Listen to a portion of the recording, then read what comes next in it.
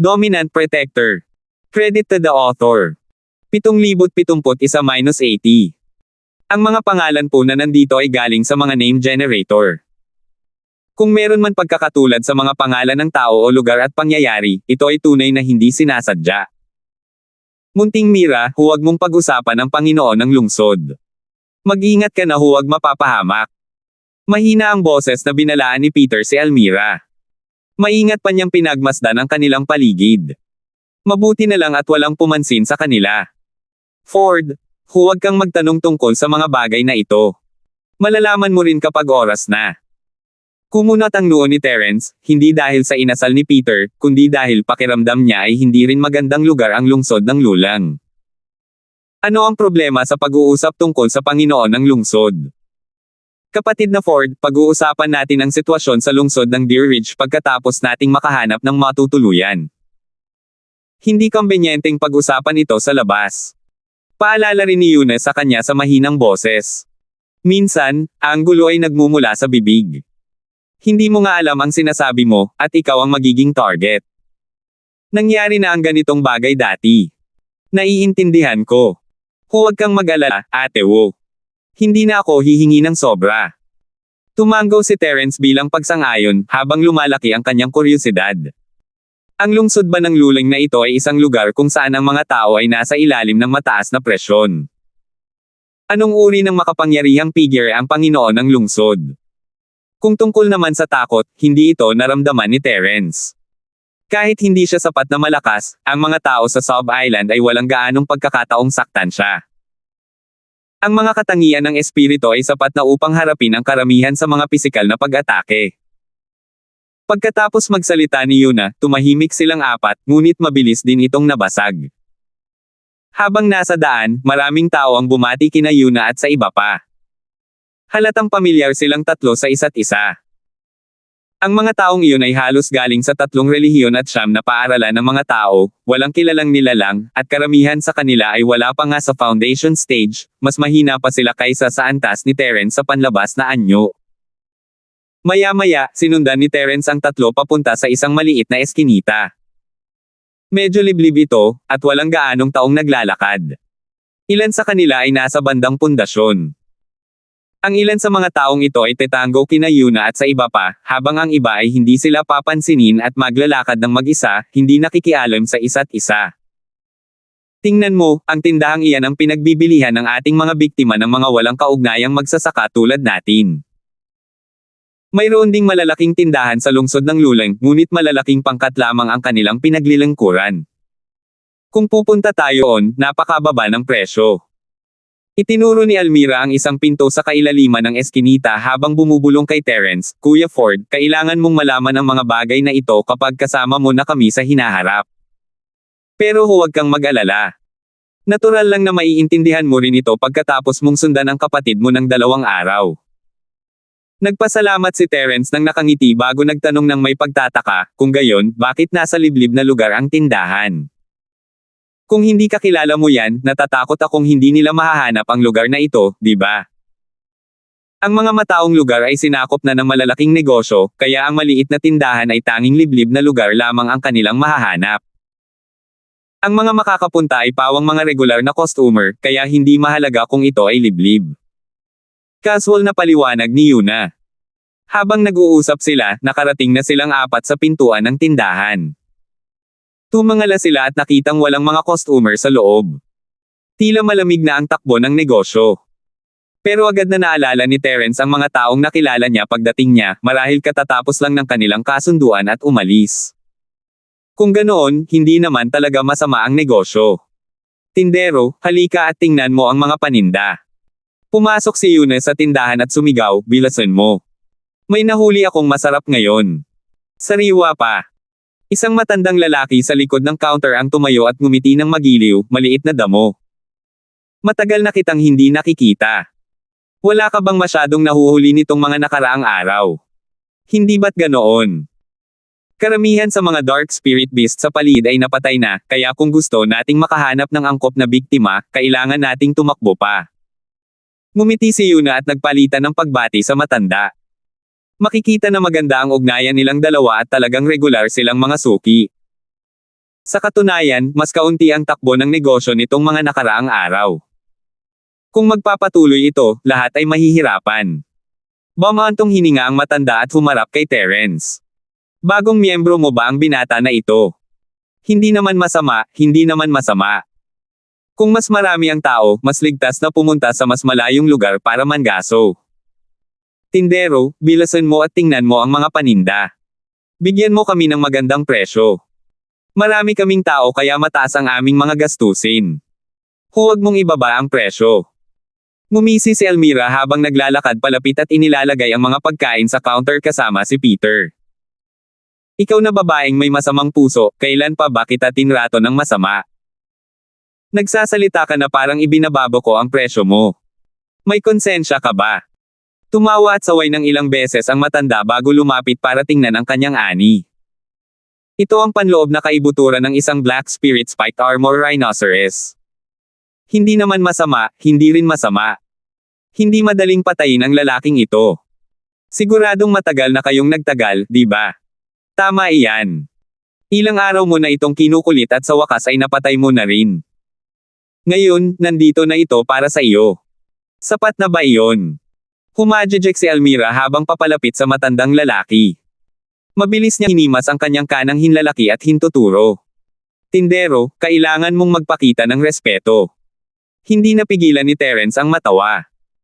Ang kilos na ito ay ginagamit na sa buong mundo, ngunit hindi niya inakalang makikita niya itong muli sa sub-isla.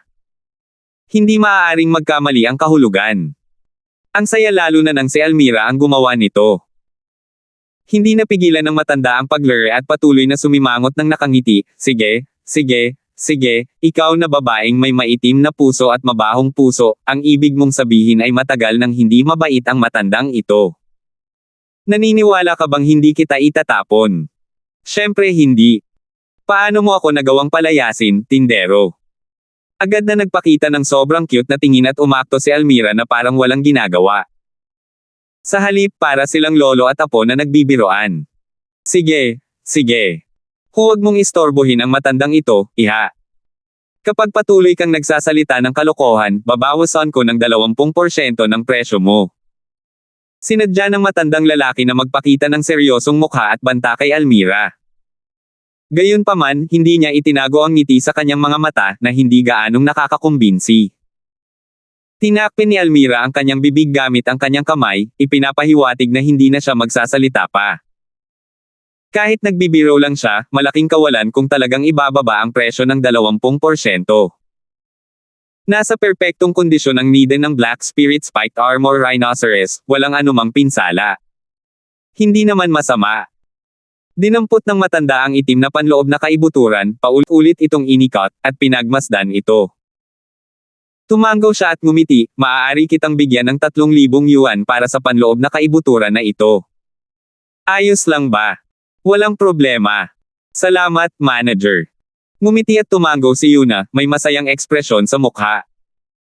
Humarap siya kay Terence at nagpaliwanag, kung pupunta tayo sa malalaking tindahan na iyon, tayong mga walang kaugnayang martial artist, ay maibebenta lamang ang inner core na ito sa halagang 1,800.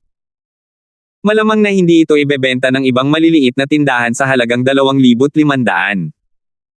Kaya ito ang pinakamagandang lugar. Sagot ni Terence, hindi masyadong pinapansin. Balewala lang sa kanya ang 2 hanggang 3,000 spiritual jade, at balewala rin ang 2 hanggang 3,000 spiritual crystals. Gayunpaman, agad niyang naalala na ang sub-island ay walang gaanong heaven and earth spiritual chi, at hindi niya magagamit ang true chi. Magiging kapaki-pakinabang ba ang spirit jade at spirit crystals? O ginto at pilak ba talaga ang ginamit dito? May konsensya ang munting damo. Alam mo namang makatarungan ako. Tumawa ang matanda habang nakatitig ng masama kay Elmira, malinaw na sinasabing wala itong konsensya. Patuloy na tinakpan ni Elmira ang kanyang bibig at tumawa, pagkatapos ay kinunot ang kanyang ilong sa matanda, ang kanyang mga mata ay nakakurba. 7,072. Ibinaba niya ang panloob na core at binuksan ang oil bag, kinuha ang isang crystal white meat strip. Maingat niya itong pinagmasdan at inamoy ng ilang sandali, pagkatapos ay tumanggo bilang pagsang-ayon. Ang baluti ng Black Spirit ay tumatago sa piraso ng karne ng rhinoceros. Tunay ngang sariwa ito at may napakahusay na kalidad. Mabibili ko ito sa isang restaurant sa magandang presyo. Ngumiti ang matanda habang ibinabalik ang hiwa ng karne. Matapos mag-isip ng ilang sandali, iniunat niya ang 4 na daliri. 400. Tanggap ba yan? Bagamat ang epekto ng mga piraso ng karne ng asensya ay pangalawa lamang sa panloob na ubod, malayo pa rin ito sa puntong iyon.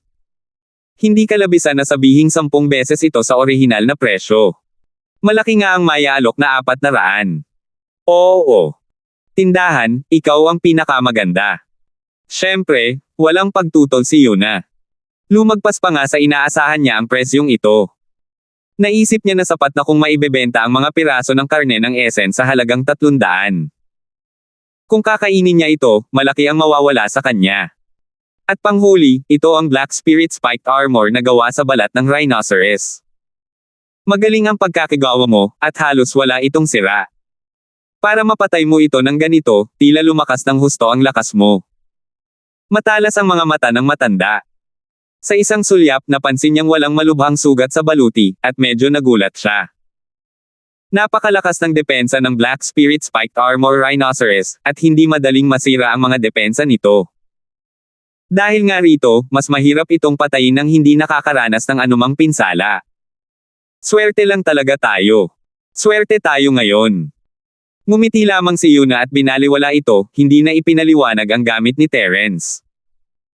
Pamilyar siya sa matandang lalaki, pero hindi na niya kailangang ipaalam pa sa iba ang tungkol sa lakas ni Terence.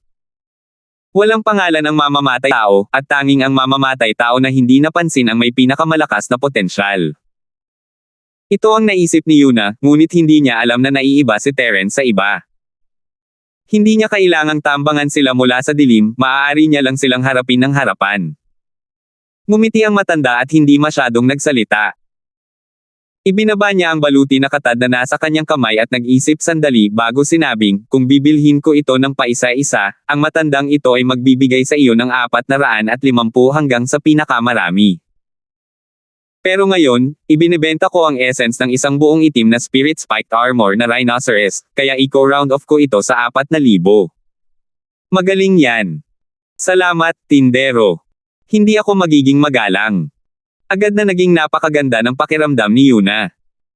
Matapos itong i-round up, may karagdagang 150 na katumbas ng halos kalahati ng halaga ng mga piraso ng karne ng Essence. Huwag mong sabihin kahit kanino, espesyal na alok ito para sa iyo. Ituring mo itong isang pagbati dahil mayroon kang katulong. Kung alam ng iba na hinihingi mo rin ang parehong presyo, magsasara na ang tindahan ng matandang ito. Binabaan ng matanda ang kanyang boses at nakangiting sinabi, magkasundo tayo, kung malalaman ng iba ang presyong ito, wala ka ng ibang diskwento sa hinaharap. Naiintindihan ko. Tindahan, huwag kang mag-alala, tahimik lang ako. Ngumiti ng maliwanag si Yuna na nagpapakita ng kanyang maputing ngipin. Talagang maganda ang kanyang kalooban. Tumango ang matanda at iniligpit ang mga gamit sa mesa. Pagkatapos, kumuha siya ng isang tumpok ng mga gintong papel at iniabot ang 4 sa mga ito kay Yuna. Natulala si Terence. Ito ba ay pera na papel? Akala niya ay walang silbi ang mga spiritual jade at spiritual crystal, pero hindi niya inaasahan na gagamit pala ang sub-island ng perang papel. Akala niya mayaman siya, pero ang mga espiritual na jade at espiritual na crystal sa kanyang espasyo ay mga dekorasyon lamang. Hindi nakakapagtaka na mahusay na kinukuskus ni Almira ang kanyang mga daliri. Kung ito ay parang spirit jade o spirit crystal, wala nang paraan para makukuskus niya ang kanyang mga daliri. Kinuha ni Yuna ang mga gintong papel at pinitik ang mga ito, itinago ng may kasiyahan. Kung tungkol naman sa paghahati ng kita, natural lang na hindi niya gagawin iyon dito. Iyan lang ang para sa araw na ito. Aalis muna kami. Kailangan pa naming umalis at palitan ang aming mga kagamitan. Ikinumpas ni Yuna ang kanyang kamay sa matanda at sinabihan si Terence at ang iba pa na umalis, kung may magagandang bagay, ipapadala agad ang mga ito rito. Matandang lalaki, dapat kang maghanda ng mas maraming sertipiko ng ginto. Huwag kang mag-alala, hindi ka magkukulang ng mga sertipiko ng ginto.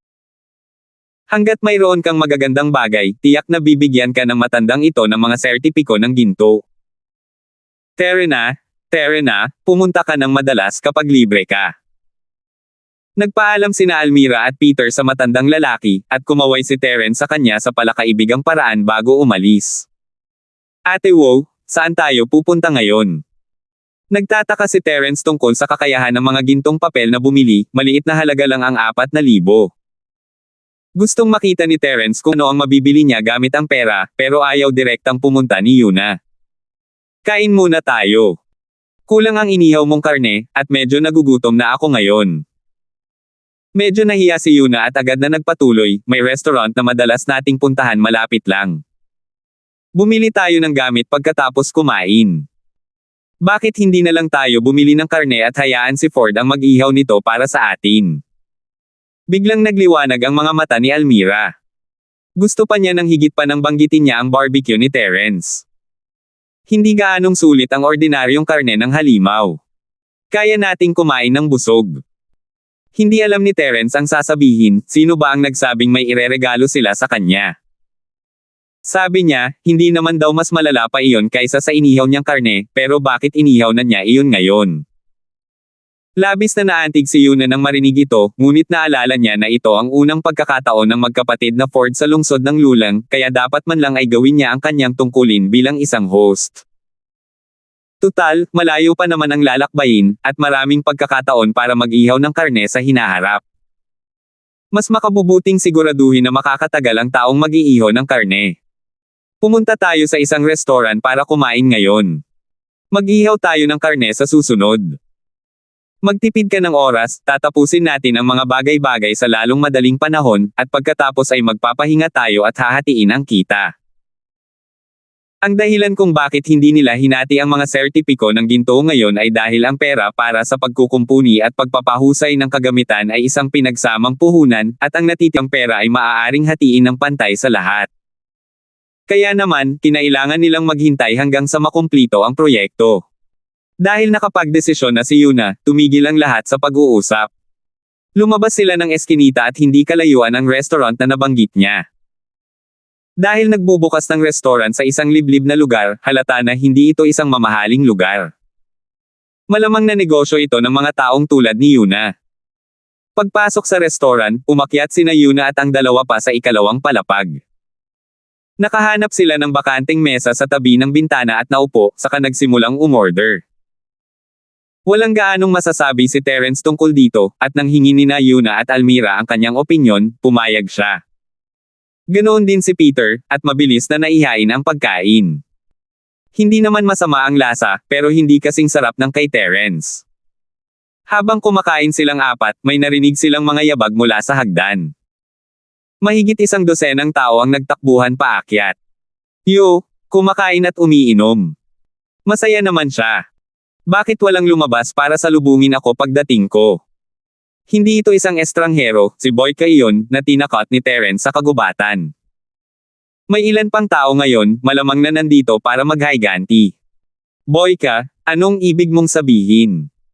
Bahagyang malamig ang gwapong mukha ni Yuna. Itinulak niya ang mesa at tumayo, tinitigan si Boyka ng may malamig na mga mata. Sa lungsod ng Lulang, hindi mo magagawa ang anumang gusto mo dahil lang sa may ilan ka pang tao. Tumayo rin sina Almira at Peter, at wala nang ibang magawa si Terence kundi tumayo rin.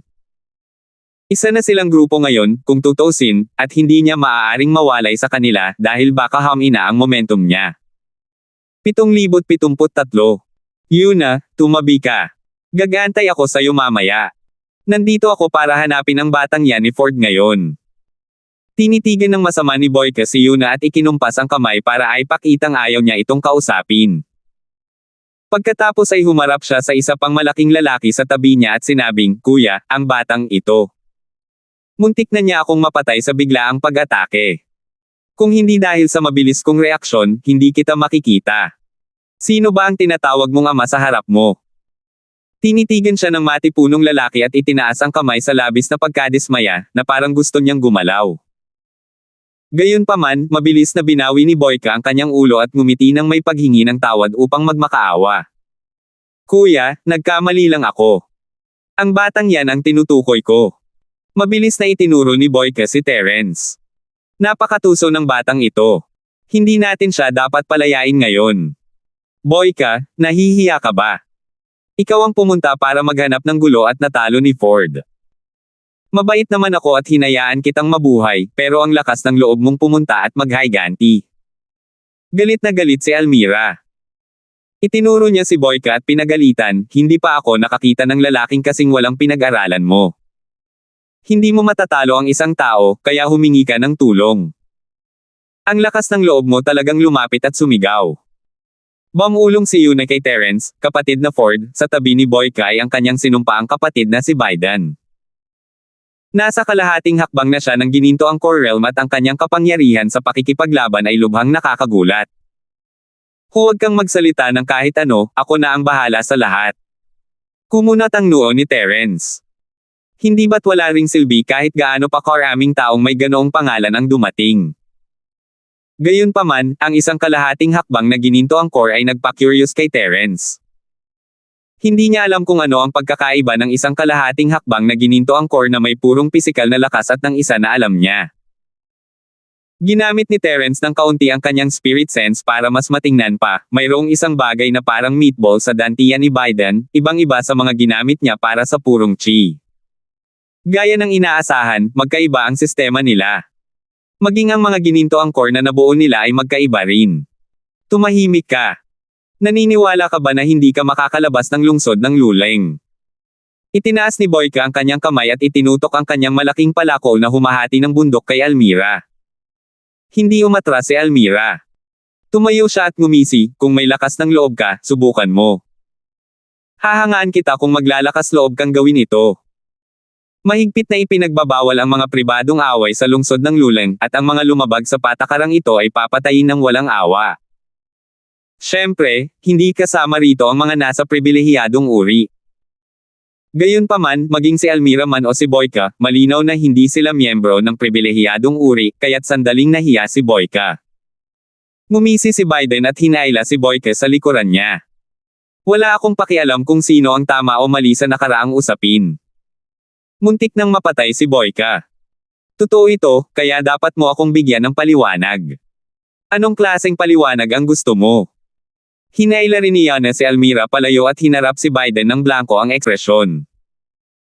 Magsalita ka, lahat naman tayo ay nakakaintindi, hindi na kailangang magpaligoy-ligoy pa. Diretso lang.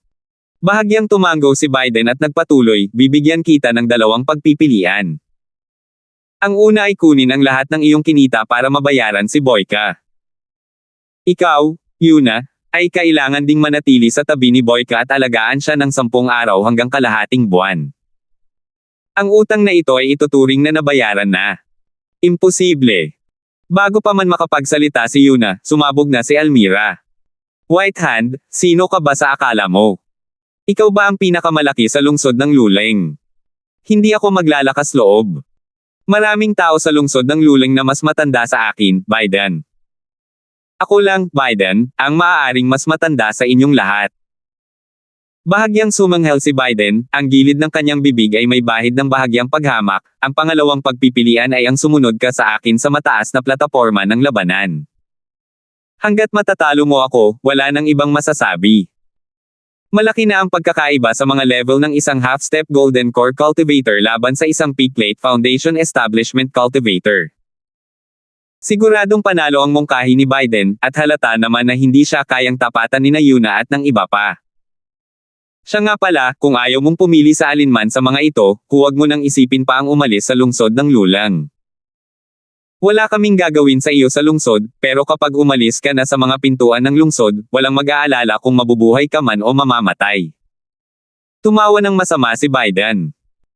Isa itong lantaran na banta, at hindi ito mapabulaanan ni Yuna at ng iba pa. Tutal, ang lakas at lakas tao ng kabilang panig ay higit na nakahihigit sa kanila. Bagamat maraming tao si Yuna, karamihan sa kanila ay mga kakilala lamang. Ang tanging mga taong kayang lumaban hanggang kamatayan ay ang iilang tao sa tabi niya. Ate Wu, ano ang high platform fighting arena? Hindi siya pinansin ni Terence at tinanong si Yuna, lugar ba ito sa lungsod para maghiganti? Hindi ito isang bihira na lugar, at naiintindihan ni Terence kung bakit. Kung tutuusin, hindi makatotohanang ipagbawal ng tuluyan ang mga laban, at mas makabubuti kung may maayos na lugar para sa mga ito. Tumanggaw si Yuna at bumulong, tama. Ang mataas na plataporma ng labanan ang tanging legal na lugar sa lungsod ng Lulang kung saan maaaring ayusin ang mga personal na sama ng loob. Gayunpaman, hindi ito itinayo ng opisina ng Panginoon ng lungsod, kundi isang pribadong lugar. Naunawaan ni Terence, hindi ito isang establishmento ng gobyerno, ngunit kailangang mayroong isang uri ng koneksyon o koneksyon sa gobyerno. Bukod sa pag-aayos ng mga personal na sama ng loob, ang High Platform Fighting Arena ay mayroon ding mga regular na labanan na puno ng buhay at kamatayan at pagsusugal.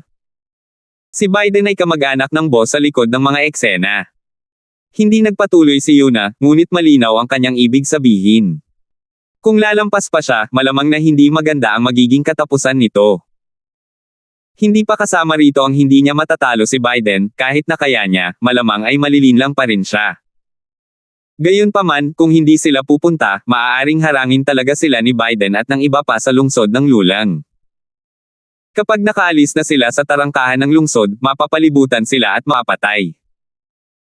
Bagamat kumita na siya ng malaki sa pagkakataong ito at maaaring mabuhay ng matagal nang walang anumang kagamitan, kung hindi siya lalabas upang mangaso, hindi mapapabuti ang kanyang lakas. Sa huli, mamamatay pa rin siya, at ito ay magiging isang mas malungkot na kamatayan. Nasa isang problema si Yuna at hindi alam ang gagawin. Tama na. Paano tayo dapat pumili? Bilisan mo at sagutin mo kami. Medyo naiinip si Biden, at ang mga kasama sa likuran niya ay may mga ekspresyon ng uhaw sa dugo sa kanilang mga mukha, na parang hinihintay nilang tanggihan sila ni Yuna at pagkatapos ay opisyal na simulang tugisin sila. Hindi tulad ng koponan ni Yuna, na mayroon lamang 3 nakapirming miyembro, ang koponan ni Biden Bo ay mayroong hindi bababa sa 7 o 8 koponan na may 6 o 7 katao. Ang kabuuang bilang ng mga tao ay 10 hanggang 20 beses kaysa sa panig ni Yuna. Hindi naman mahirap harangan ang mga tao sa tarangkahan ng lungsod. Kung gusto mong lumaban, lalaban ako. Nagngingit-ngit si Yuna at mariing sinabi, huwag mong isipin na matatalo mo kami. Sa mataas na entablado ng labanan, mahirap sabihin kung sino ang mananalo at kung sino ang matatalo. Magaling. Ang hirap talagang sabihin, kaya natutuwa ako na pinili mo ang landas na ito. Tumawa ng malakas si Biden, ang mukha ay puno ng paghanga kay Yuna. Bagamat isa ka lamang babae, matapang ka. Kapag talagang pumunta ka sa high-stage fighting arena, iiwan kong buo ang bangkay mo. Kuya, huwag. Patayin mo na siya, gusto pa rin ng nakababatang kapatid na ito na yumuko siya at magmakaawa. Tumawa ng may masamang hangarin si Boyka. Malinaw na kung talagang nakaligtas si Yuna, mas mabuti pang mamatay na lang siya. 7,074. Sige, alam ko ang ginagawa ko. Para sa kapakanan mo, hindi ko siya papatayin. Casual na ikinumpas ni Biden ang kanyang kamay, hindi masyadong nag-aalala tungkol sa buhay at kamatayan ni Yuna. Tara na.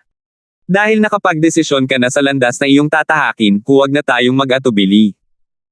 Gusto sanang magsalita ni Peter ngunit tumigil siya. Hindi niya nakikita ang pangangailangang ipagpatuloy ang labanang ito na malinaw na walang pag-asa na manalo. Gayunpaman, ang mga kondisyon ng kabilang panig ay malupit, at wala siya sa posisyon upang hikayatin si Yuna. Ngayong umabot na sa ganito ang sitwasyon, tila ang kaya na lang niyang gawin ay makipagtulungan kay Yuna para labanan sina Biden at Boyka. Sa kasamaang palad, kahit magsanib puwersa pa silang 4, malamang hindi sila ang magiging kalaban ni Biden. Hindi ito dapat tawaging konfrontasyon, kundi libreng pagkain, di ba? Kumuha si Yuna ng ilang perang papel na itim at inilagay ang mga ito sa mesa bilang kabayaran sa pagkain at alak. Tiningnan ni Terence ng mabuti at nahulaan na malamang maliit na halaga lamang ito. Tila hindi naman mahina ang purchasing power ng mga sertipiko ng ginto mula noon. Wala talagang nararamdamang panganib si Terence, at may oras pa rin siyang magbigay pansin sa ganoong kaliit na bagay. Ganoon nga ang nangyari. Hindi niya masyadong isinaalang-alang ang kasalukuyang sitwasyon. Lumabas ang grupo ng restoran at lumiko ng ilang beses. Dumaan sila sa ilang mataong kalye at nakarating sa isang pabilog na gusali. Sa itsura nito, ang gusali ay parang isang arena sa Common World. Interesado si Terence na tingnan ito. Sayang naman at sa pagkakataong ito, makikipaglaban sila sa entablado para makita ng iba, hindi para maging manunood lang. Nakaayos na ang lahat. Maaari na tayong magsimula pagkatapos ng labanan sa itaas.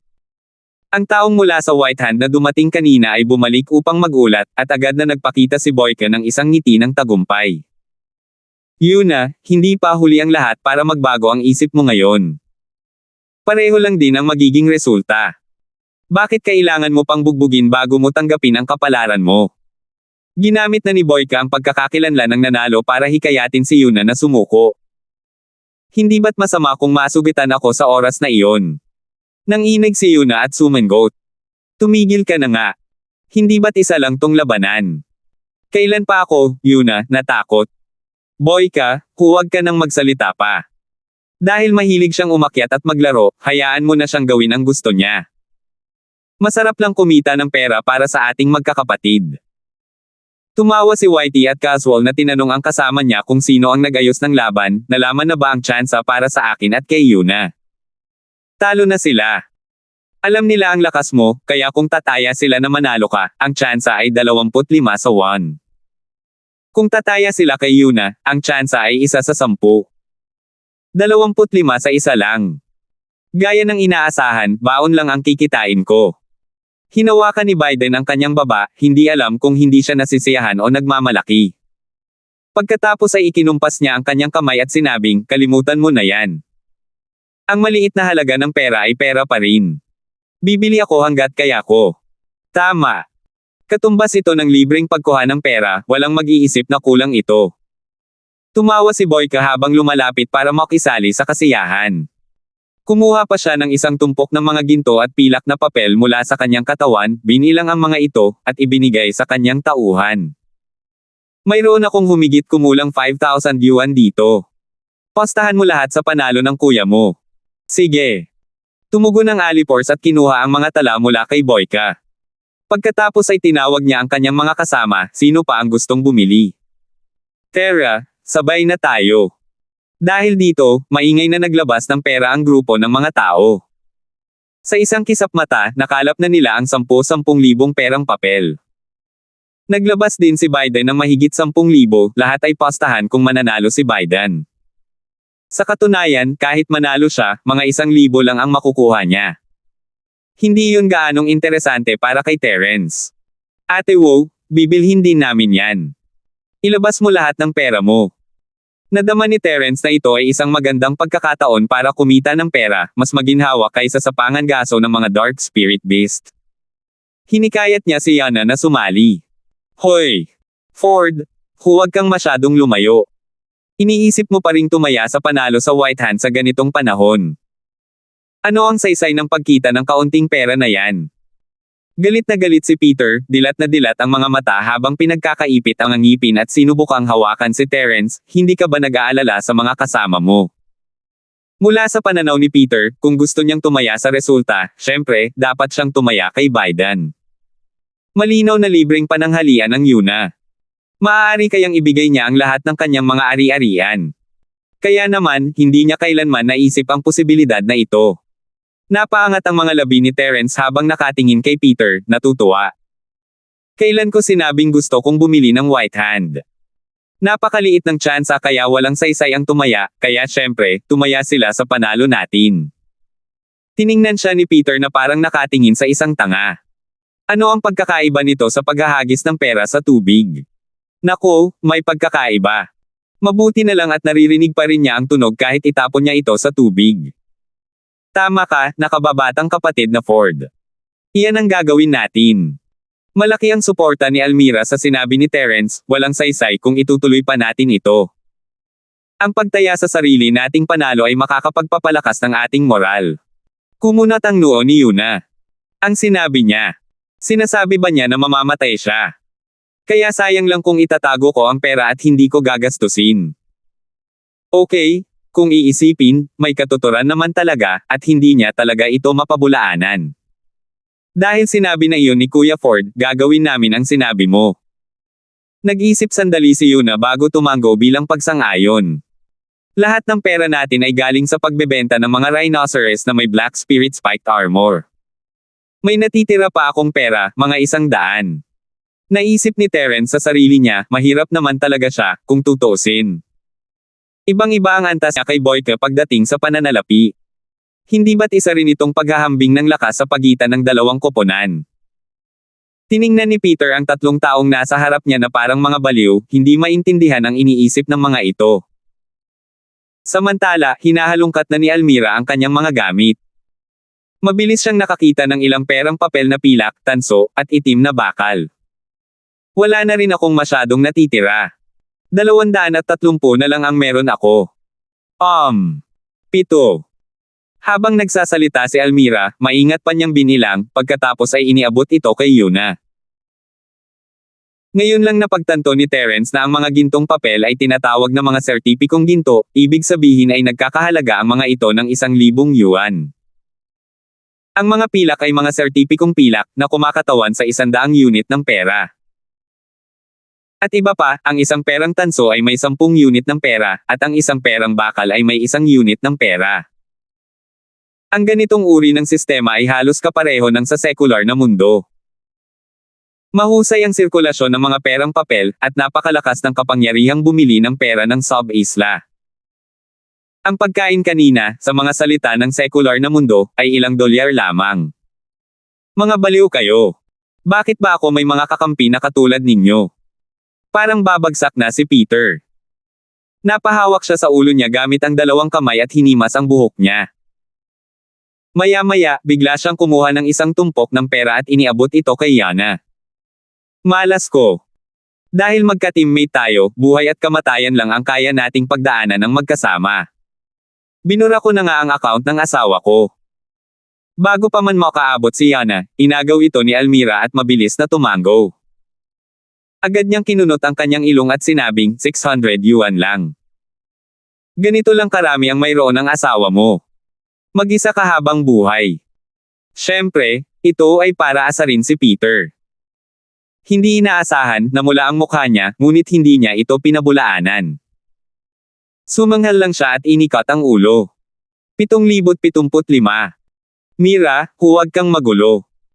Kinuha ni Yuna ang mga tala ni Peter at pinagsama-sama ang mga ito. Same time niyang sinabi, ito ang lahat ng kayamanan natin. Tataya ako sa panalo ko. Huwag kayong mag-alala, lahat kayo, paprotektahan ko ito gamit ang buhay ko. Gusto niya sanang isugal ang buhay niya noong una, pero ngayon, mas lalo lang siyang na-motivate na gawin iyon. Sa panig ni Biden, para silang nanunood ng palabas, hinahayaan sina Yuna at ang iba pa na mag-ipon ng pera. Tila iniisip nila na ang bagay na ito ay katawa-tawa. Kapag kumalat ang balita, baka maging katatawanan talaga siya sa loob ng 1 taon. Pero hindi maaaring hayaan ni Terence na maging biro lang ito. Kaya, ngumiti siya kay Yuna at sinabing, Ate Wu, ako ang mauuna sa labanang ito. Bahagyang nagulat si Yuna. Pinatigil siya ni Almira at sinabing, kapatid na Ford, ano ang iniisip mo? Sa tingin mo ba ay mas magiging kumpiyansa ka kung pupunta ka? Bigla niyang naalala na kayang talunin ni Terence si Bouquet sa isang galaw lang, hindi iyon kayang gawin ni Yuna. Kung ganoon nga, mukhang mas may kumpiyansa siya. Mabuti naman, hayaan mo na si Ford, kahit sino pa ang manalo o matalo. Mabilis na dagdag ni Peter. Gusto niyang sabihin na kung matatalo si Terence, baka mawala ang galit ni na Biden at Boyka. Pero kung iisipin kung paano tinatrato ni na Yuna at Almira si Terence na parang isa sa kanila, tiyak na mag-aaway sila kapag sinabi nila iyon. Maaaring kamuhian niya si Terence, ngunit iisa lang ang kalaban nilang lahat, ayaw niyang mamatay si Terence. Lalo na't itinaya niya ang kapital ng kanyang asawa. Kung si Yuna iyon, maaaring may pagkakataon itong manalo, ngunit para sa kanya, wala talagang pagkakataon si Terence. Tiyak na mamamatay siya kung aakyat siya. Kapatid na Ford, huwag kang padalos-dalos. Baka hindi ako mamatay kung aakyat ako at lalaban. Umiling si Yuna at tumanggi. Hindi na niya itinuloy. Ngayon lang, sinabi ni na Biden at Boyka na hindi nila siya papatayin, ngunit ang mga salitang ito ay masyadong nakapanghihina ng loob, kaya tiyak na hindi niya ito masabi ng direkta. At kung lalabanan man siya ni Terence, hindi magpipigil si Biden. Tutal, ang layunin ng kalaban ay ang maghiganti kay Terence. Huwag kang mag-alala, Ate Wu, nakalimutan mo na ba kung ano ang magaling ako? Maaaring hindi ako matamaan ng White Hand, pero hanggat nakakahanap ako ng pagkakataon, posible akong mapatay sa isang atake lang. Tiwala si Terence habang nakikipaglaban para sa pagkakataong lumaban. Hindi ko siya lalabanan ng harapan. Lalabanan ko siya sa paraang gerilya. Isang pagkakataon na lang ang kailangan ko para patayin si Biden. Tutal, isa na lang siyang half-step Golden Core Cultivator ngayon, hindi na isang tunay na Golden Core Cultivator. Naantig si Yuna, may katuturan ang mga sinabi ni Terence, lalo na't ngayon lang nakita ni Biden si Terence na kumikilos. Marahil ay may pagkakataon talaga. Lubos akong kumpiyansa na kaya kong manalo, pero may isang bagay na labis kong ikinababahala. Sabi ni Terence, may bahid ng pag-aalala sa mukha matapos ipahayag ang kanyang kumpiyansa. Ano ba ang inaalala mo? Nanigas ang puso ni Yuna habang lubos siyang nakikinig sa usapan ni Terence. Nag-aalala ako na kung lalaban ako, ang tsansa ay magiging isa sa dalawa, o isang bagay na katulad niyan. Hindi ba ako matatalo ng malaki? Sabi ni Terence, na naguguluhan. Agad nang umiti sina Yuna at Almira, at ang tensyon sa kanilang mga puso ay nawala ng kalahati. Tanging si Peter lang ang hindi natuwa. Masyado kang nag-iisip. Kung ikaw yan, malamang 1 hanggang 20 ang tsansa. Ang galing naman yan. Nagliwanag ang mga mata ni Terence nang humarap siya kina Biden at Boyka. Sisalakay ako para sa susunod na labanan.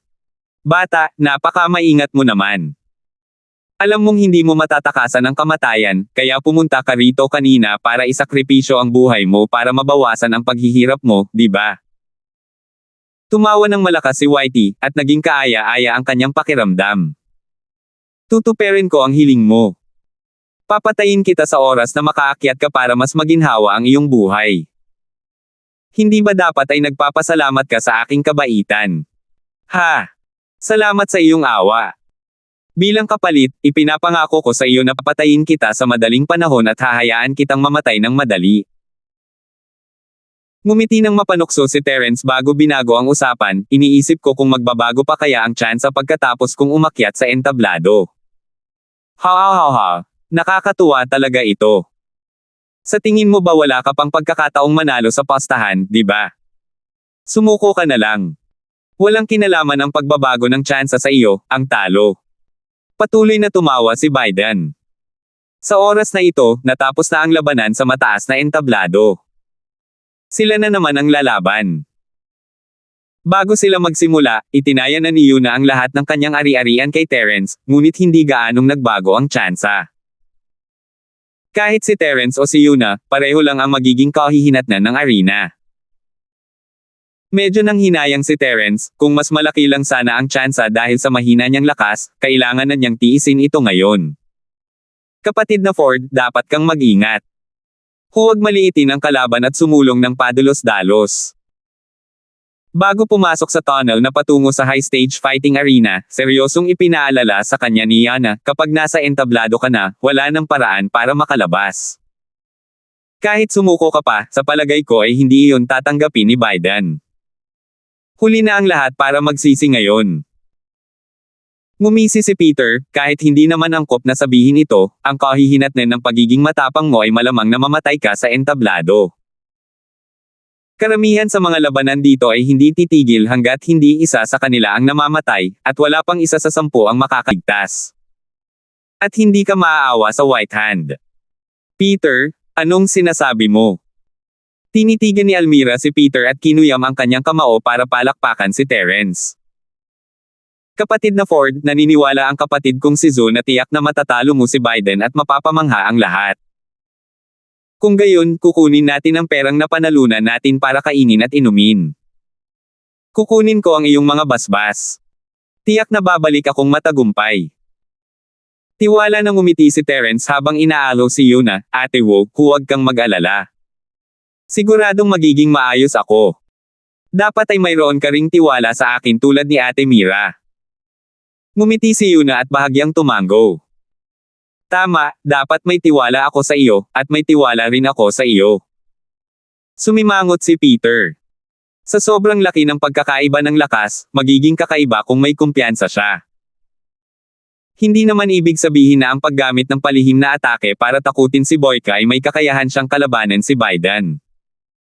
Napakalaki rin ang pagkakaiba ng lakas sa pagitan ng dalawang tao, at hindi sila maaaring paghambingin. Bilisan mo at umakyat ka sa entablado, huwag kang mag-atubili. Lumapit ang mga tao mula sa arena para iakyat si Terence sa entablado, pero nasa kabilang panig na ng tunnel si Biden. Bahagyang ngumiti si Terence at casual na ikinumpas ang kanyang kamay. Sige, aakyat ako at tuturuan ko ng leksyon si Biden. Panoorin ninyo ang aking pagtatanghal. Pagkatapos niyang magsalita, hindi na niya hinintay na magsalita sina Yuna at Almira. Tumalikod siya at pumasok sa lagusan ng hindi lumilingon. Pagpasok ni Terence, sumara ang pinto sa likuran niya, at dumilim ang buong lagusan. Tanging ang labasan na ilang dosenang metro ang layo ang may kaunting liwanag na nangunguna sa daan. Umakyat sina Yuna at ang iba pa sa hagdan sa kabilang panig. Kung matatalo si Terence, hindi sila makakatakas sa labanan. Dahan daw ang naglakad si Terence, ang ingay na nagmumula sa labasan ay bumubuhos papasok sa tunnel. Para bang ang ingay ay nagmumula sa ibang mundo. 7,076. Mabilis na lumipas ang ilang dosenang metro, at nagliwanag ang mga mata ni Terence pagkalabas niya ng tunnel. Malakas na hiyawan ang sumabog, at napuno ng mga tao ang mga bilog na plataporma, hindi bababa sa daan-daan hanggang libu-libo sila. Hindi niya inaasahan na magkakaroon ng ganito karaming mga taong nababagot sa lungsod ng Lulang. Nakaupo lang sila rito at pinapanood ang mga taong nag-aaway. Hindi ba pwedeng mag-cultivate na lang sila? Bata, bumangon ka na at mamatay ka na. Matagal na kitang hinihintay. Nakatayo na si Biden sa entablado, may mapangot siyang ngiti sa kanyang mukha habang itinuturo niya si Terence. Sa tingin mo ba ay mas mabubuhay ka pa kung magpapaliban ka lang? Kung iyon ang iniisip mo, ayos lang sa akin na pahirapan ka pa ng kaunti bago ka paalisan. Masyado kang madaldal. Bilang isang kontrabida, hindi mo ba narinig ang kasabihang namamatay ang mga kontrabida sa sobrang pagsasalita? Ngumiti si Terence habang paakyat sa hagdan, pinagmamasdan ang paligid habang nagsasalita. Ang buong arena ng labanan ay talagang katulad ng isang arena. Kung wala kang konsepto ng isang arena, maiisip mo ito bilang isang larangan ng football na napapalibutan ng mga upuan. Ang plataporma ng labanan sa gitna ay halos kasing laki ng kalahating larangan ng football. Mayroong kalahating bilog na transparent na material sa paligid nito na tumatakip sa larangan. Dapat itong maging isang pandepensa na bagay na naghihiwalay sa plataporma mula sa mga upuan ng madla. Ito ay upang maiwasan ang mga taong nasa labanan na manakit ng mga manunood. Hindi hinawakan ni Terence ang transparent na material, ngunit alam niyang isa itong bagay na napakatigas. Gayunpaman, hindi nito naharangan ang volume, kaya malinaw niyang narinig ang mga hiyawan. Nakakatuwa. Kalmado pa rin siya kahit malapit na siyang mamatay. Napaka-personal niya. Hindi alintana ni Biden, hinaplos niya ang kanyang baba at tumingin kay Terence, natutuwa. Bigla na lang akong nagiging maawain, kaya napagdesisyonan kong bigyan ka ng pagkakataon. Habang nagsasalita siya, tinapik niya ang lupa gamit ang dulo ng kanyang paa ng 2 beses. Gumapang ka rito, lumuhad sa harap ko, yumuko ng 9 beses, at manampa na susunod sa akin. Kung gayon, hindi kita papatayin ngayon. Paano? Kung ikukumpara sa pagkawala ng buhay, ano ang maliit na kahihiyan na ito? Kaya naman, naramdaman ni Biden na talagang naging maawain siya. Siyempre, kung talagang ginawa iyon ni Terence, malamang na patuloy na papatayin ni Biden si Terence nang walang awa matapos matagumpay na mapahiya ang kanyang kalaban. Tutal, laro lang naman iyon, at sinabi niya iyon para mas maging masaya. Pinaglaruan ng pusa ang daga dahil nasiyahan itong kontrolin ang buhay at kamatayan ng mahihina, tama ba? Magaling. Naantig talaga ako. Malamig na tumawa si Terence habang pumapalakpak at humakbang papunta sa huling baitang, huminto 5 metro sa harap ni Biden. Kaya napagdesisyonan kong maging maawain at huwag mong kunin ang buhay mo ngayon. Gayunpaman, maiiwasan mo ang kamatayan, ngunit hindi mo matatakasan ang parusa. Sa palagay ko, sa huli, gugustuhin mong mamatay ka na lang. Bibigyan kita ng isa pang pagpipilian. Gagapang kapalapit, luluhod sa harap ko, magkuyuko ng 9 na beses, at manampa na susunod sa akin. Kung gayon, hindi kita papatayin ngayon. Kailangan mong tandaan, hindi maaaring maging nakababata kung kapatid ang mga ordinaryong tao. Tinapik din ni Terence ang lupa gamit ang dulo ng kanyang paa, ibinalik ang mga salita kay Biden. Ha. Dahil tumanggi ka sa toast para lang uminom ng forfeit, wala ka nang masabi pa. Tumawa ng malakas si Biden, iniisip na baka natakot si Terence at nagsasalita ng kalokohan. Brat, panoorin mo akong pagpira-piresuhin ka sa isang galaw lang. Pagkatapos niyang magsalita, agad na hinugot ang espada. Gumagamit si Whitehand ng sandata na katulad ng espada ng samurai, ngunit ang talim ay mas malapad at bahagyang mas mahaba. Habang iwinagayway niya ito, ang malamig na liwanag ay sumilay sa lahat ng direksyon, kasinbilis ng kidlat. Sa isang iglap, 12-dosenang mga ito ang nahati. Sa isang iglap, ang mga mata ni Terence ay napuno ng mga anino ng talim na nagkukross, kung may mas mahinang tao na makakasalubong sa kanila, agad silang mapuputol. Pero anong klaseng mga mata ang mayroon si Terence? Sa kanyang paningin, baliwala ang atake ng isang Sirif Realm Cultivator. Hanggat kaya ng kanyang katawan na makasabay, walang paraan na hindi siya makakareact sa tamang oras. Para kay Terence, ang mga pagpapanggap ni Biden ay mga pagpapanggap lamang, at ang mga tunay ay walang pinagkaiba sa mga pagpapanggap, wala silang anumang banta. Limitahan ng mga micro-step ng paru-paro.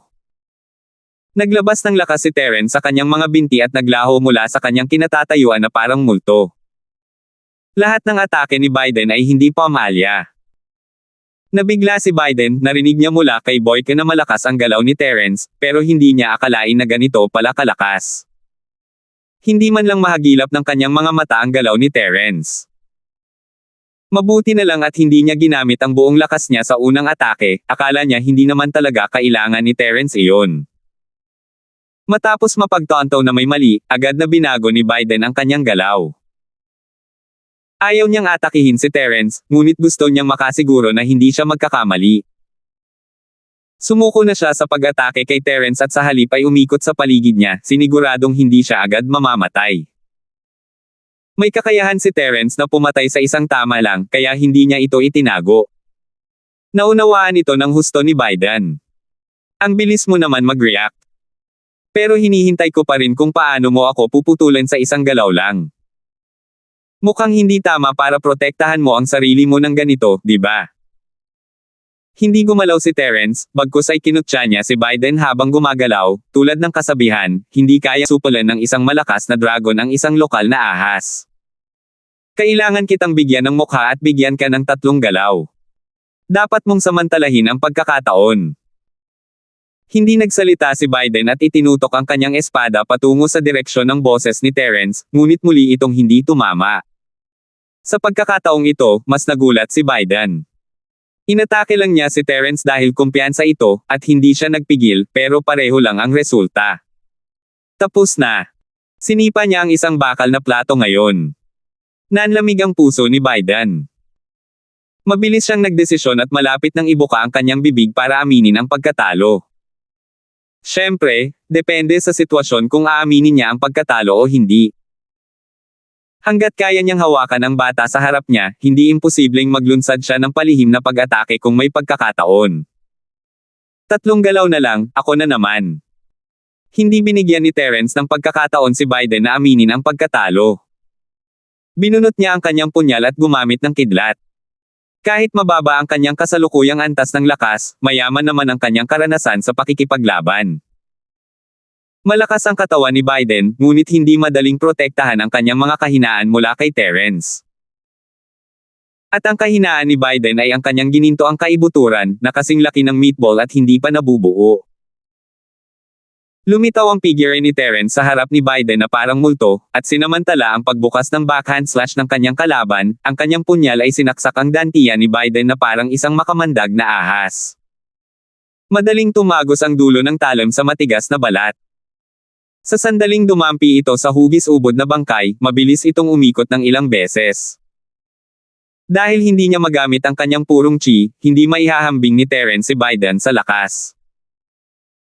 Kung iba pang mahahalagang bahagi lang ito, tulad ng dibdib, baka hindi niya mapasok ang kalamnan at mapatay si Biden sa isang suntok lang. Gayunpaman, ang hindi pa nabubuong gininto ang core na iyon ay naiiba. Masasabing ito ang pinakamalakas na punto ni Biden, ngunit ito rin ang pinakamahina niyang punto. Dahil sa pagkakaroon nito, ang pisikal na lakas ni Biden ay lalong lalakas ng lalakas. Sa kasamaang palad, wala itong gaanong kakayahang depensa. 7,077. Ganap na dinurog ng punyal ni Terence ang hindi pa nabubuong gininto ang kaibuturan. Nanigas ang katawan ni Biden, at biglang namula ang kanyang mukha. Lumabas ang mga ugat sa kanyang leeg, at ibinoken niya ang kanyang bibig para magpana ng dugo. Ang dating malakas na kapangyarihan ay humupa na parang alon, at isang walang katapusang pakiramdam ng panghihina ang nagsimulang mapuno ang katawan ni Biden. Ang malalakas na kalamnan na ipinagmamalaki niya ay naging isang mabigat na pasanin na hindi na kayang dalhin. Mabilis na umiwas si Terence, iniwasan ang dugong lumabas sa bibig ni Biden. Binunot niya ang punyal at isa pang dugo ang lumabas, na nag-iwan ng bakas ng dugo sa lupa. Nanlambot ang mga binti ni Biden, hindi na niya kayang suportahan ang kanyang katawan, at napaluhod siya sa gitna ng dugo. Ang bahagyang panginginig na ito ang dahilan kung bakit siya muling nagsuka ng maraming dugo. Ang dating namumula niyang mukha ay nawala ng kulay sa isang kisap mata. Bukod sa matigad na kulay sa gilid ng kanyang labi, ang iba pang bahagi ng kanyang mukha ay kasing putla ng papel. Ang mga mata niya ay puno ng gulat, takot, hindi makapaniwala, puot, at marami pang ibang emosyon. Ikaw. Natalo ka na, di ba? Umangat ang mga labi ni Terence habang inalog ang braso para maalis ang dugo sa talam, kung sa tingin mo ay kaya mo pa ring lumaban, ayos lang sa akin. Siyempre, kung magpapatuloy ka, natatakot akong mawala ang buhay mo. Ang kanyang mahinahong mga salita ay dumaan sa depensang harang at nakarating sa mga manunood. Dati, dahil sa biglaang pagkatalo ni Biden, natahimik ang buong manunood.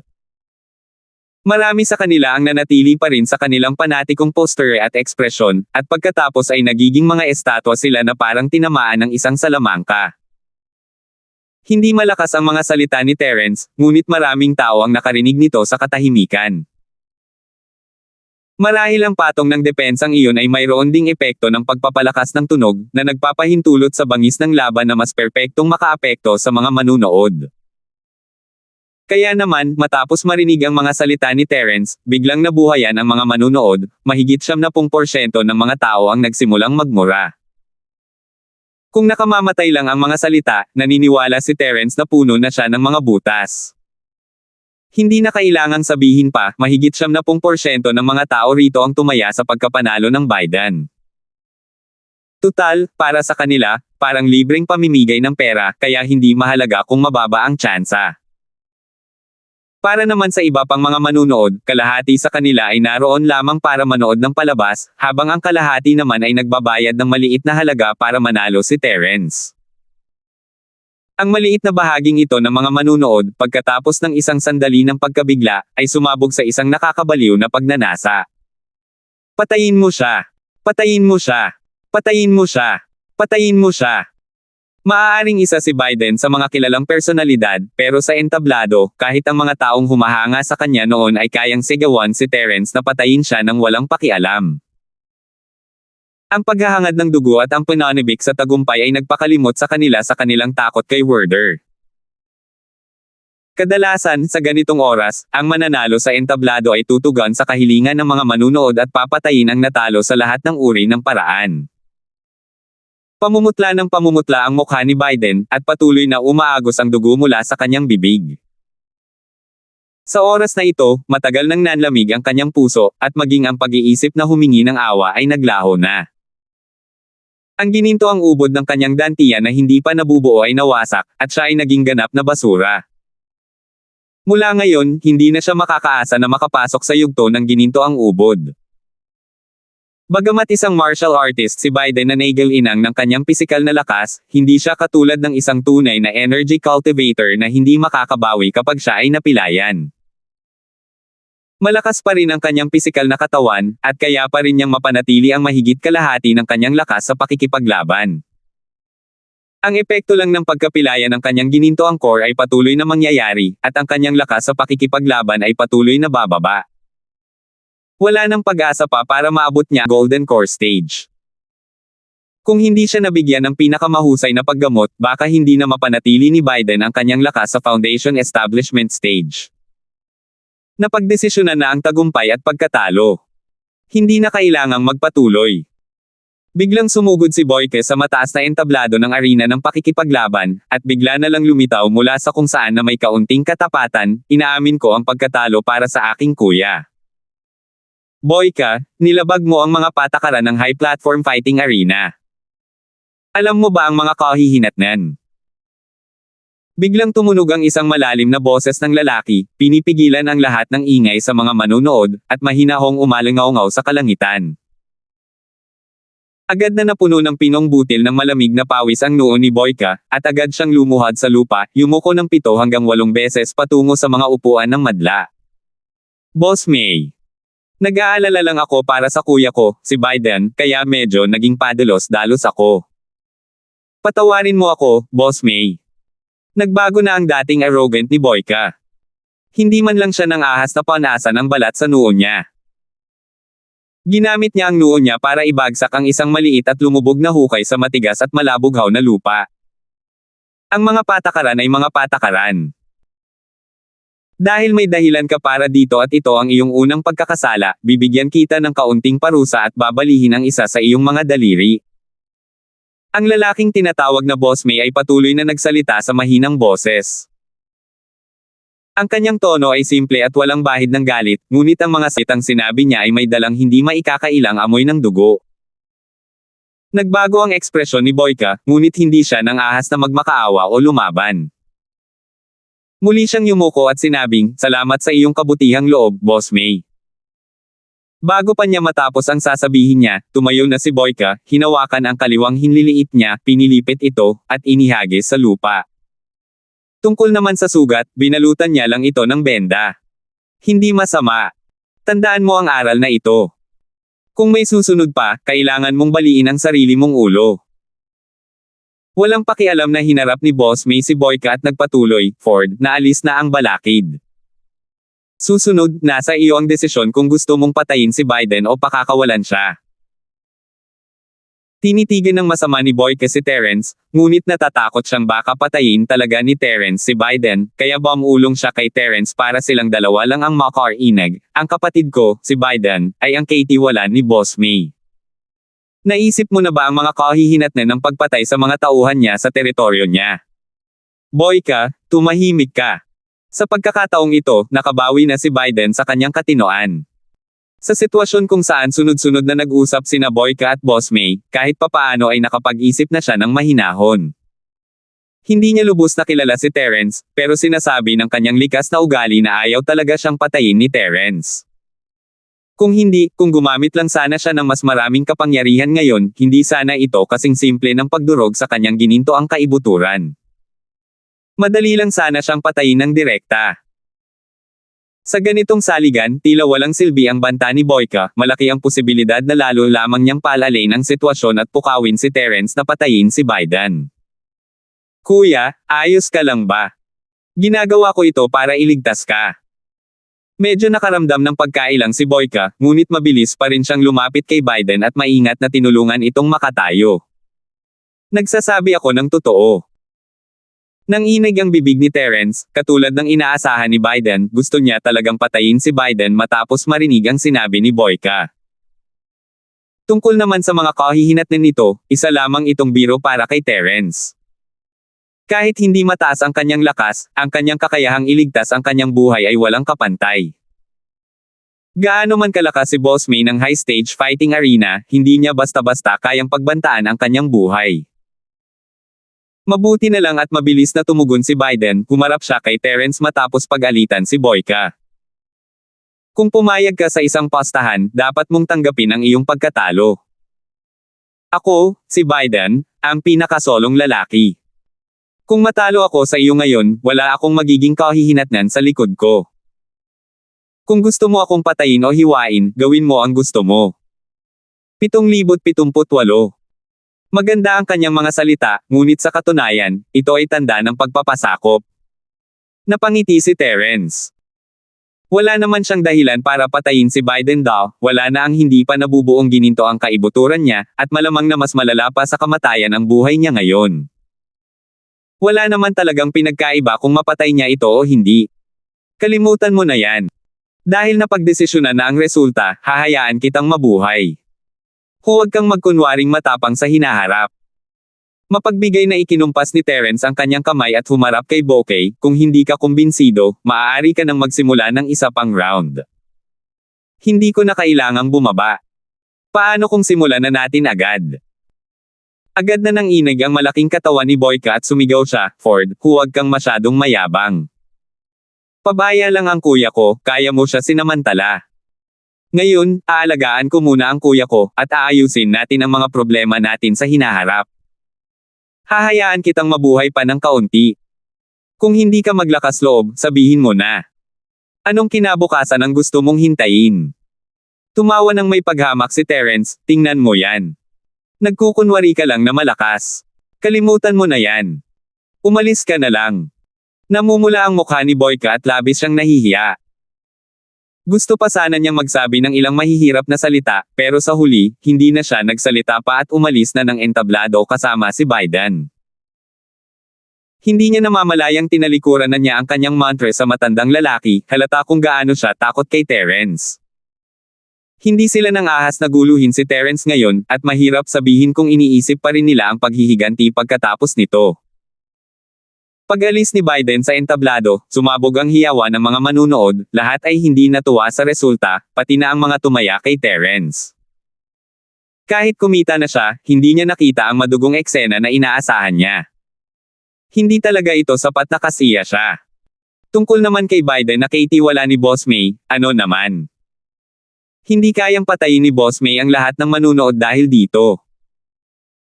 Matapos masaktan ang lahat ng mga customer, gugustuhin pa rin bang kumita ang high-platform fighting arena sa hinaharap? Kalmadong bumaba si Terence sa entablado at bumalik sa pasukan mula sa orihinal na lagusan. Bukas na ang nakasarang pinto, at sina Yuna at ang iba pa ay tuwang-tuwa nang naghihintay sa pinto. Kapatid na Ford, ang galing mo. Si Almira ang unang sumugod, hinampas ang balikat ni Terence at tumawa, alam ni Sister Zo na mananalo ka, pero hindi niya inaasahan na mananalo ka ng ganito kaganda. How, mayaman na tayo ngayon. 10 beses ang tsansa. Napahilig ang balikat ni Terence, at muntik na siyang mawala ng balanse. Hindi kayang tiisin ng maliit niyang katawan ang hampas ngayon, at sino ang mag-aakala na ang sampal ni Almira ay magiging napakabigat. Little Mira, pigilan mo ang sarili mo. Mukha kang baguhang mayaman. Nakakahiya. Tumawa si Yuna habang tinutokso si Almira. Bakas pa ang paghamak sa mukha niya. Huwag mong sabihin kilala mo ako kapag lumabas ka na. Hindi ko kayang mawala ang mukha ko ng ganito. Kahit na sinabi niya iyon, labis pa ring nasa sabik si Yuna. Isinugol na niya ang lahat ngayon lang, at sa isang kisap mata, umani siya ng 10 beses na mas marami pa. Malaking halaga na ito noon pa man. Kailangang malaman kung gaano karaming oras at pagsisikap ang ginugol nilang tatlo para patayin ang mga Black Spirit armor-piercing rhinoceros. Sa panahong ito, maraming mapanganib na sandali kung saan silang tatlo ay nasa krisis sa buhay at kamatayan, at may ilang pagkakataon na sila ay nakalutang sa pintuan ng kamatayan. Maliit na halaga lang ang kinita niya matapos ang napakaraming paghihirap, pero ngayon, para na siyang nakakuha ng halos 12 Black Spirit Spiked Armor Rhino nang walang kahirap-hirap. Ang pag-iisip pa lang tungkol dito ay nakakaramdam na siya ng pagkailang. At lahat ng ito ay dahil sa binata na ito na kanyang kinuha.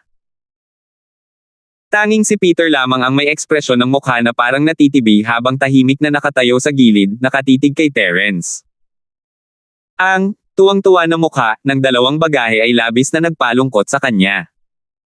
Para bang hindi na kailangan ang presensya niya sa team na ito. Kapatid na Ford, nanalo ka ng malaking pera para sa amin dahil tinalo mo si Biden. Napagdesisyonan kong ibigay sa iyo ang kalahati ng pera. Huwag mong isipin na kulang pa iyon. Malinaw na pinag-isipan ito ni Yuna, kaya hindi na siya nag-atubili pa at dumiretso na sa proseso ng paghahati ng mga nasamsam. Dapat ay binigyan pa kita ng mas marami, pero gamit ang perang ito, mapapahusay natin ang ating mga kagamitan. Kung magkakaroon tayo ng kita sa hinaharap, paano kung kumuha ka ng mas malaking bahagi bilang kabayaran? Sa lakas ni Terence, maraming puwersa sa lungsod ng Lulang ang gustong kumuha sa kanya. Gumagawa si Yuna ng isang nakatagong emosyonal na pamumuhunan, umaasang isa sa alang-alang ito ni Terence at mananatili sa kanyang koponan. Sa pamamagitan ng isang napakalakas na assassin, mapapangangaso man o pakikipaglaban sa ibang mga koponan sa hinaharap, ang kanilang tsansa na manalo ay kahit papaano ay doble. Tutol ako. Tayo ang kumuha ng pondo, bakit siya ang kukuha ng kalahati? Agad na tumalon palabas si Peter at ikinumpas ang kanyang mga braso ng may pagkabalisa, inaamin kong malakas siya para talunin ang White Hand. Gayunpaman, hindi siya kumuha ng kahit isang piraso ng perang taya. Bakit niya kukunin ang kalahati? Ibig sabihin ba noon ay kailangan siyang bigyan ng kalahati ng premyong pera ng lahat ng tumataya sa kanya? Mira, anong pinagsasabi mo? Bahagyang kumunat ang noo ni Yuna, ganito rin ba ang iba? Isang team tayo, at si Kuya Ford ay mayroon ng bahagi ng pera para sa pagbebenta ng Black Spirit Spiked Armor Rhinoceros. Bakit hindi ka namuhunan? Isa pa, lumaban si Kuya Ford para sa atin, at ang tagumpay ay kanyang karangalan. Hindi man lang natin gusto ang kalahati nito. Oo nga. Peter, huwag kang magsalita ng walang kwenta buong araw.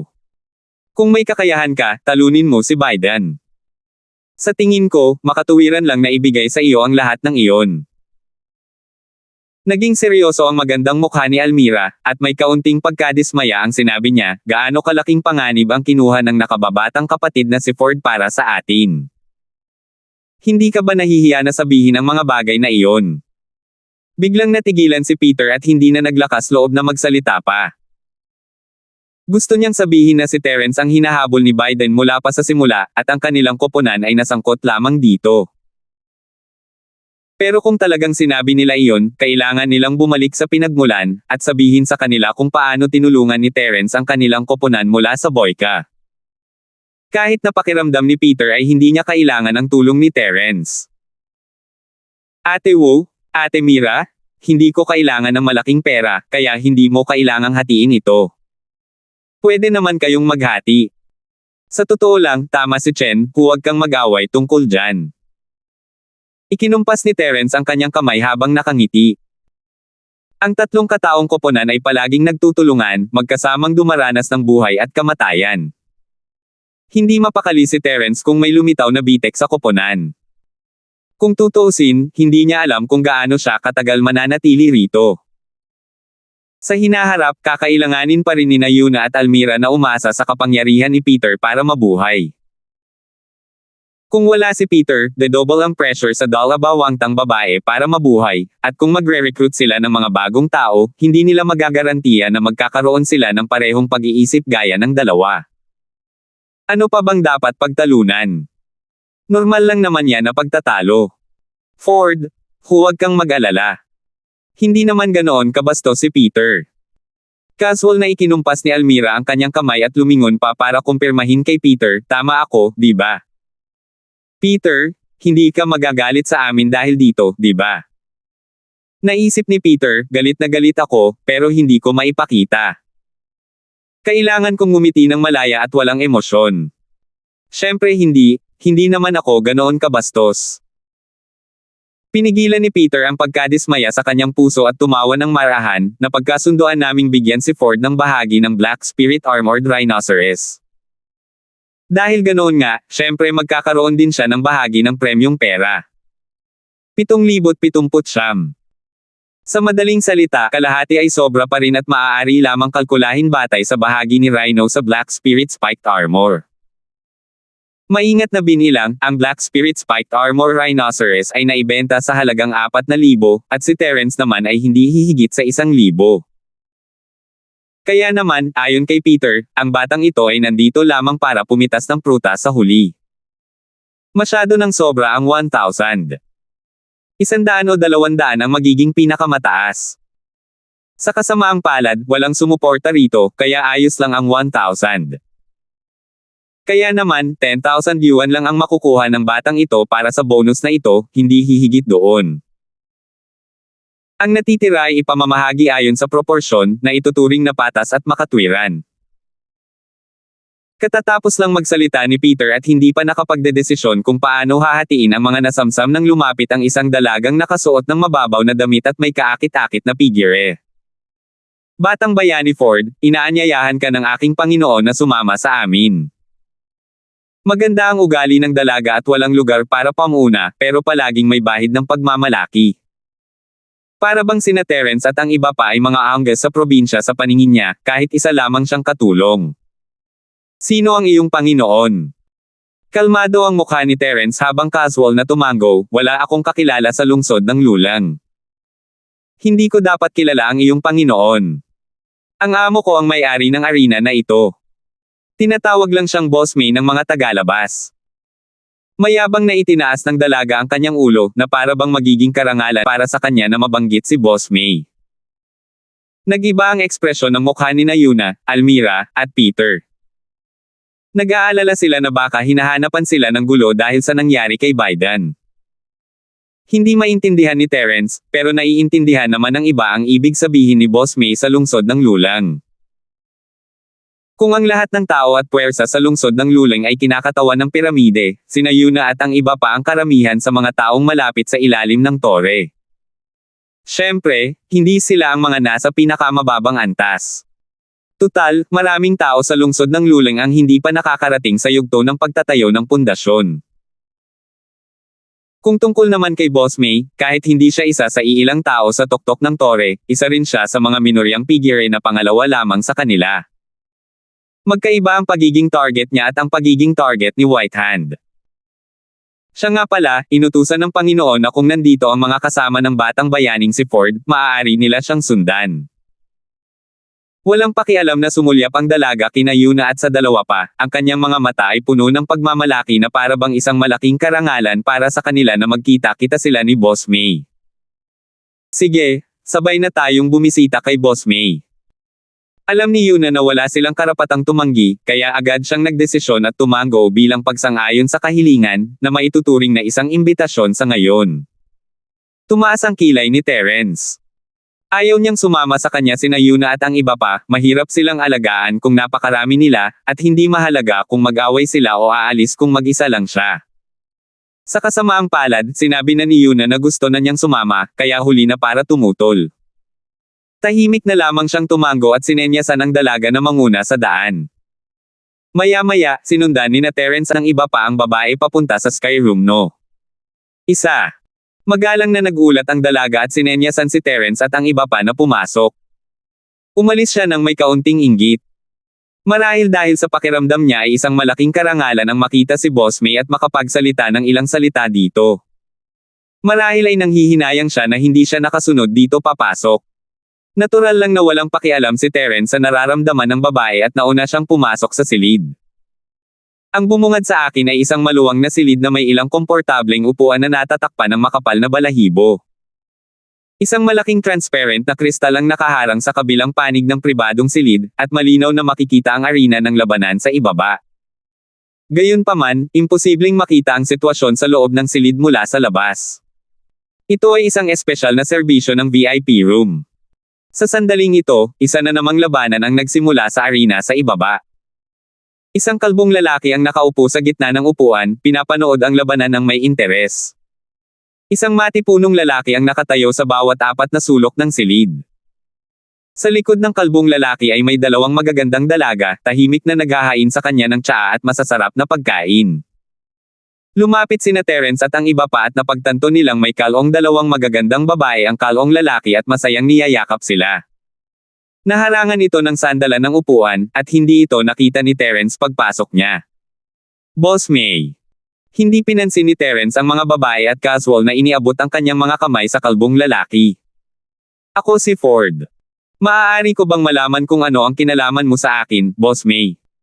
Siyempre alam kong ikaw si Ford. Nakakapanabik ang laban mo ngayon. Hinahangaan ko talaga. Tumawa ang kalbong lalaki, ang kanyang dalawang malalaking kamay ay casual na minasahe ang dalawang dilag sa kanyang kaliwa at kanan, at tamad na sinabi, nasaktan mo ang aking nasasakupan, Biden. Maaari ko nang laktawan ang bagay na ito. Nakikita kong mahusay ka. Ano kaya kung sumama ka at sumunod sa akin? Kumurap si Terence, hindi niya inakalang sinusubukan siyang i-recruit ng boss na si May. Kung iisipin, hindi naman ito kakaiba.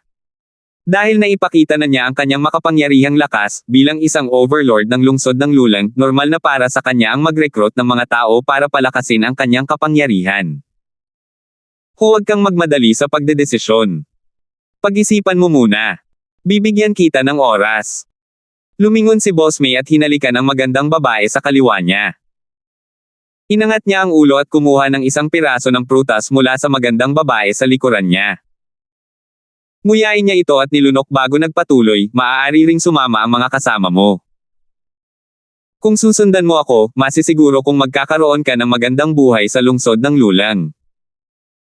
Bukod sa ilang taong hindi mo maaaring masaktan, magagawa mo ang anumang gusto mo. Nanatili ang ngiti sa mukha ni Terence, pero hindi niya masyadong inisip iyon.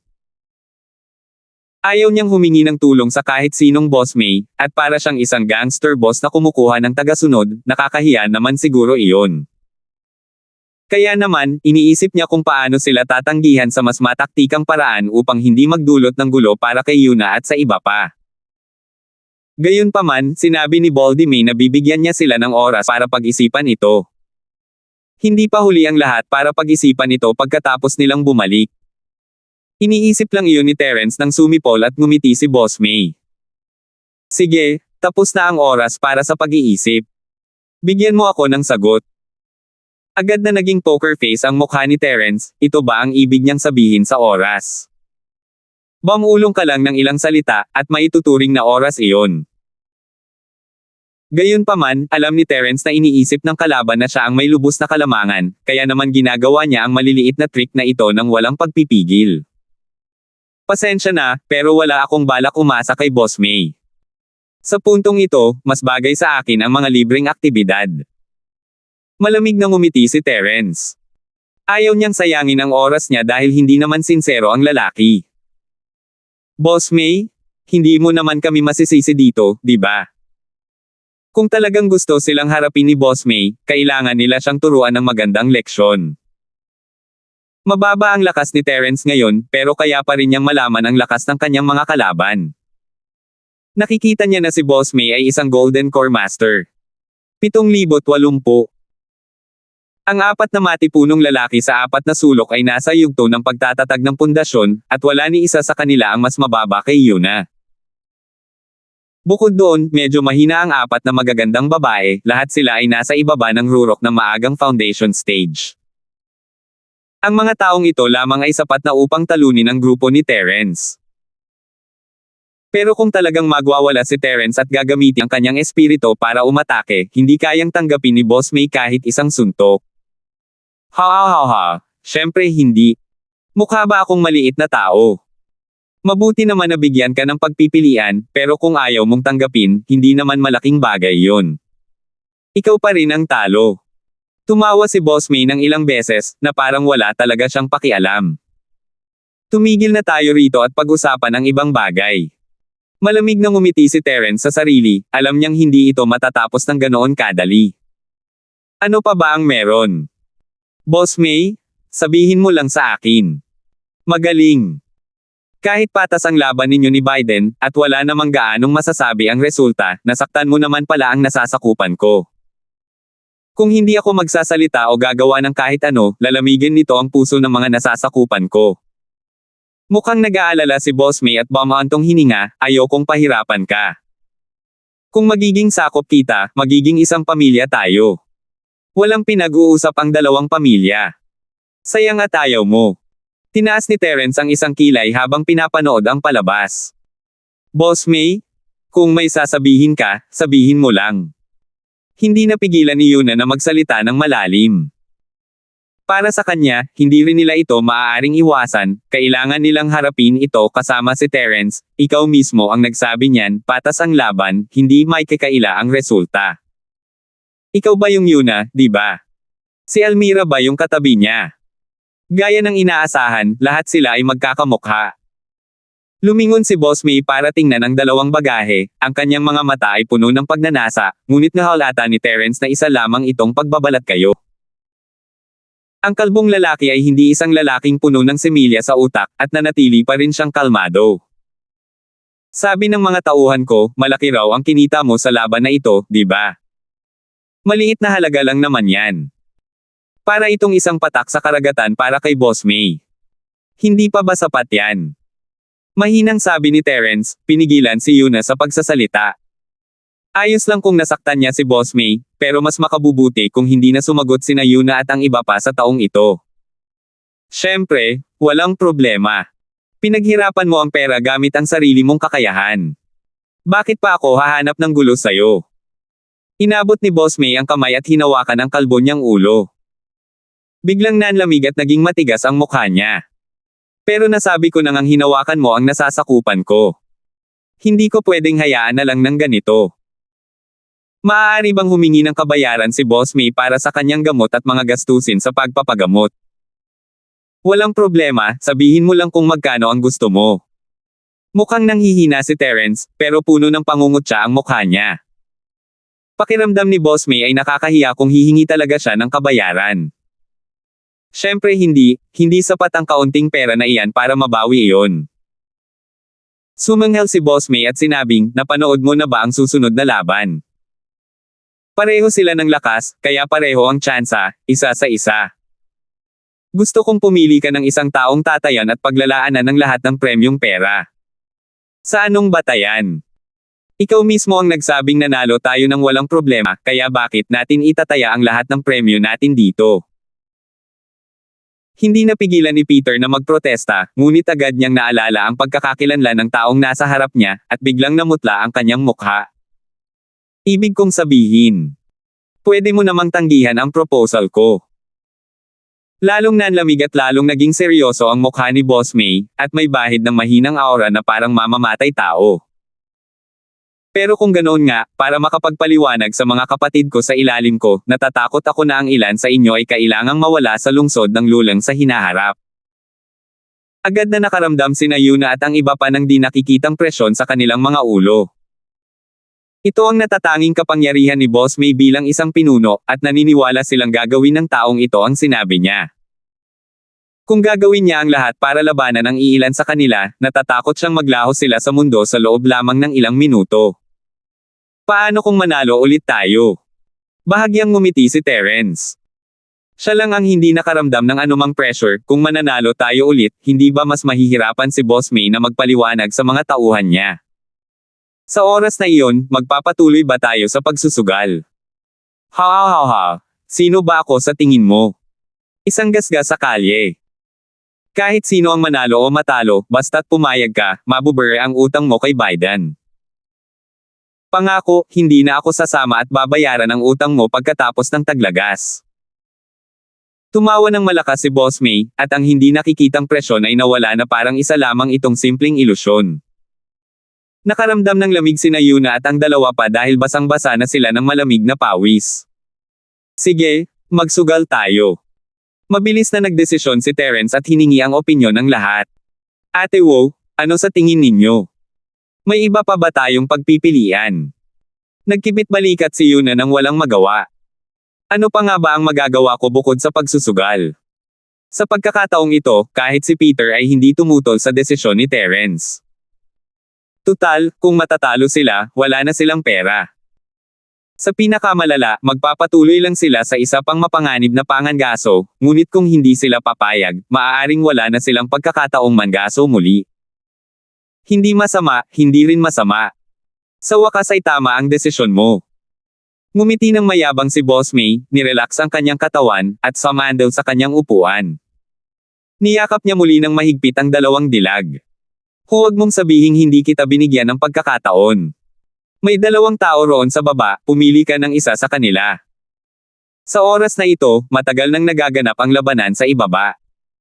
Base sa sitwasyon, patas nga ang laban nilang dalawa, at mahirap sabihin kung sino ang mas malakas. Mapalakas man, bilis, hugis ng katawan, o galaw, halos walang pinagkaiba. Matagal bago matukoy ang mananalo.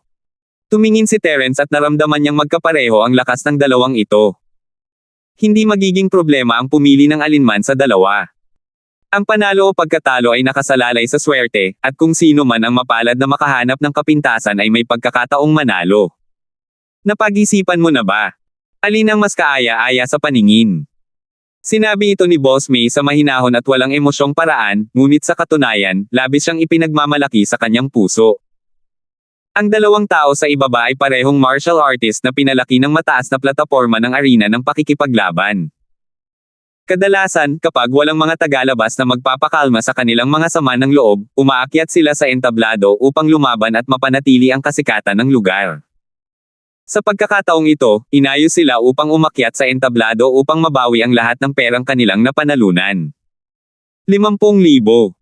Hindi ito malaking halaga para kay Boss May, pero hindi rin naman maliit. Isa pa, may kaugnayan ito sa mukha niya, kaya hindi niya ito basta-basta mabitawan. Kaya nga naglagay si Boss May ng patibong na ito, na nagtulak kina Terence at sa iba pa na makapasok dito. Kahit sino ang piliin ni Terence, siguradong matatalo siya. Dahil nga sa nasa kamay niya ang tagumpay kaya maganda ang mood ni Boss May. Matapos niyang makuha ang lahat ng pera mula sa mga taong ito na hindi marunong magpahalaga sa kabaitan, mas madali para kay Biden na maghiganti, hindi ba? Kung wala ang pondo para sa pagpapahusay at pagkukumpuni ng kanilang mga kagamitan, ang lakas ni Yuna at ng iba pa ay lubos na mababawasan. Pagdating ng panahon, hindi na niya kailangang personal na makialam.